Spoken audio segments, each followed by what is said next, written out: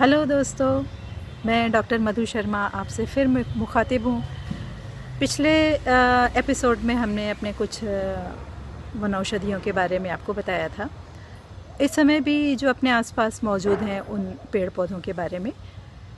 मैं जिस पेड़ के नीचे हूँ वो अशोक वाटिका, जो आपने सुना होगा। सीता जी ने जहाँ विश्राम किया था लंका के दौरान, प्रवास के दौरान, उस समय अशोक वाटिका, वही अशोक का पेड़ आज हमारे समक्ष है।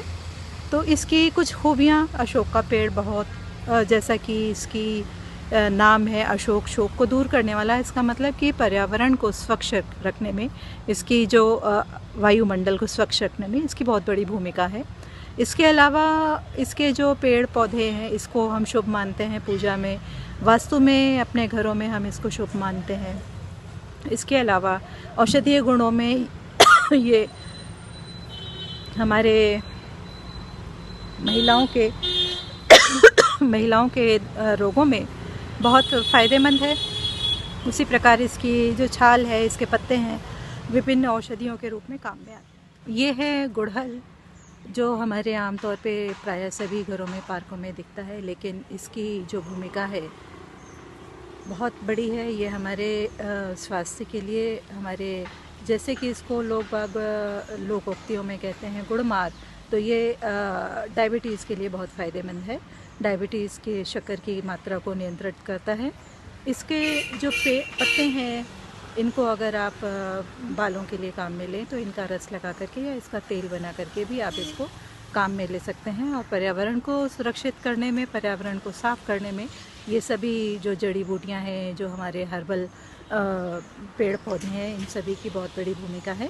बहुत बड़ा पेड़ नहीं होता, आप इसे गमले में लगा सकते हैं। अगर आपके पास थोड़ी ज़मीन है तो आप उसमें लगाएं, बहुत फलेगा फूलेगा। नहीं तो आप इसको अपने आंगनबाड़ी में लगा सकते हैं।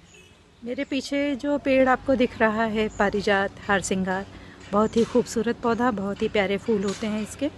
जितना खूबसूरत ये दिखने में होता है, जितने खूबसूरत इसके फूल और खुशबूदार होते हैं, उतना ही ये हमारे स्वास्थ्य के लिए फ़ायदेमंद है। सबसे ज़्यादा तो आर्थराइटिस के लिए ये हमारे काम आता है। इसके पत्तों को, इसके पंचांग मीन्स जड़, तना, पत्तियाँ, फूल और फल। तो फल तो इसमें नहीं आते, लेकिन इसके फूल ज़रूर काम में आते हैं, पत्तियाँ अवश्य काम में आती हैं। तो इसके पत्तियों का चूर्ण बनाकर या पंचांग का चूर्ण बनाकर अगर आप सुबह शाम लें तो आपके आर्थराइटिस में काफ़ी फ़ायदेमंद है। अदरवाइज़ आप इसकी पत्तियों को 2-3 प्रेशर दे करके आराम से एक सूप की तरह बना लें और फिर उसको गरम 2-3 बार दिन में लें या सुबह और शाम दिन में लें तो आपके आर्थराइटिस के लिए। पेड़ के पीछे नीचे खड़ी हूँ वो है आंवला। हम सभी के लिए आंवला बहुत गुणकारी है, हम सभी जानते हैं इसके बारे में। लेकिन इसके औषधीय गुणों को अगर हम इसकी पत्तियों को सुखाकर चूर्ण की तरह या कसूरी मेथी जैसी हम सूखी डालते हैं, वैसे अपने खान पान में भी काम में ले सकते हैं, तो इसकी प्रचुर मात्रा हमारे लिए काम में आती है। क्योंकि इसमें बहुत आयरन होता है, प्रोटीन होता है, बहुत सारे विटामिन सी की सबसे बड़ी खान है ये, और बहुत आसानी से उग जाता है। कोई बहुत बड़ी इसके लिए हमें नहीं करनी पड़ती, और मोस्टली साल के 6 महीने 8 महीने ये आराम से ताज़ा भी मिलता है। तो अगर आप चाहें तो अपने गमलों में उगा सकते हैं, बड़े गमले में। अदरवाइज़ आप अपने किसी थोड़े सा बड़ा पेड़ होता है, इसलिए इसको थोड़ा ध्यान से उगाएं।